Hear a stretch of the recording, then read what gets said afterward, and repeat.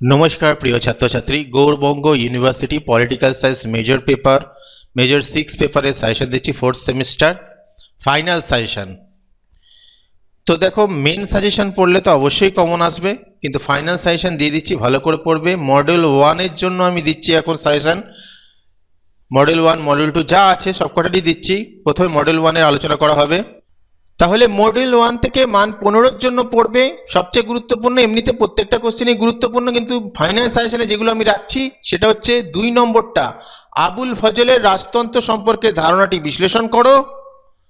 4 নম্বরটা বারণীর রাষ্ট্রতন্ত্র নিয়ে চিন্তাধারা লেখো অথবা বারণীর আদর্শ রাষ্ট্রের ধারণা বিশ্লেষণ করো এবং 5 নম্বরটা রাষ্ট্র সম্পর্কে কৌটিল্যের তত্ত্ব আলোচনা করো বা কৌটিল্যের ধারণা আলোচনা করো। মান 5 এর জন্য দুটো প্রশ্ন রয়েছে, দুটোই পড়া উচিত, তবে এই প্রশ্নটা বেশি গুরুত্বপূর্ণ। ভক্তি আন্দোলনে কবিরের অবদান আলোচনা করো, মূল্যায়ন করো, এটা খুবই গুরুত্বপূর্ণ।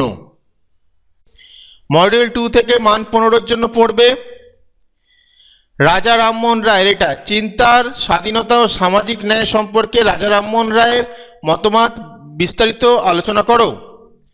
তারপরে হচ্ছে গুরুত্বপূর্ণ রাখছি বিবেকানন্দের আদর্শ সমাজের ধারণার উপর একটি সমালোচনামূলক প্রবন্ধ লেখো।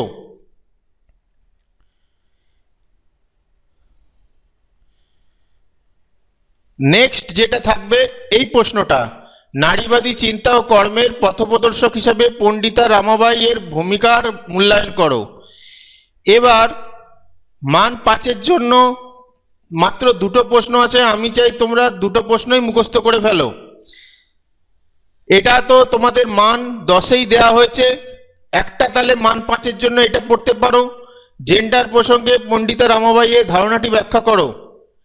মডিউল 3 থেকে পড়বে মান 15 রাষ্ট্র সম্পর্কে গান্ধীজির দৃষ্টিভঙ্গি, অচি পরিষদ সম্পর্কে গান্ধীজির ধারণা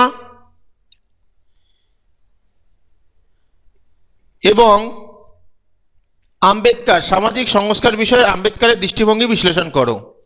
মান 5 এর জন্য পড়বে এই দুটো তো দরকার নেই, আমি বলছি এইটা 4 নম্বরটা মান 5 এর জন্য বেশি গুরুত্বপূর্ণ রয়েছে জাতীয়তাবাদ সম্পর্কে রবীন্দ্রনাথ ঠাকুরের সমালোচনামূলক দৃষ্টিভঙ্গি সম্পর্কে আলোচনা করো। 3 নম্বর ভারতের জাত ব্যবস্থা সম্পর্কে আম্বেদকরের মতামত আলোচনা করো। মডিউল 4 থেকে পড়বে ধর্ম নিরপেক্ষতা সম্পর্কে নেহরুর দৃষ্টিভঙ্গি,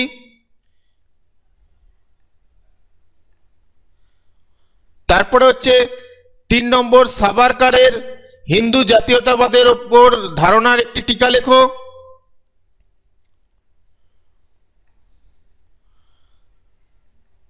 তারপরে মান 5 এর জন্য এখানে একটা রয়েছে রাম মনোহর, এখানটা পড়বে রাম মনোহর লোহিয়া সত্যক্রান্তি তত্ত্ব। তো এই হচ্ছে ফাইনাল সাজেশন। মেন সাজেশন পড়লে অত অবশ্যই কমন পাবে, কিন্তু যেগুলো বললাম ফাইনাল সাজেশনে রাখলাম এগুলো পড়তেই হবে তোমাদের, এগুলোর একটা কোশ্চেনও তোমরা বাদ দিও না। তবে আমি বারবার রিকোয়েস্ট করছি যদি সময় পাও পুরো সাজেশন কমপ্লিট করবে, কারণ এটা নতুন সিলেবাসের রয়েছে, চেষ্টা করবে পুরোটা করার। তবে যেগুলো মেন সাজেশন সবচেয়ে গুরুত্বপূর্ণ বললাম তার থেকে একটা কোশ্চেনও বাদ দেবেন না।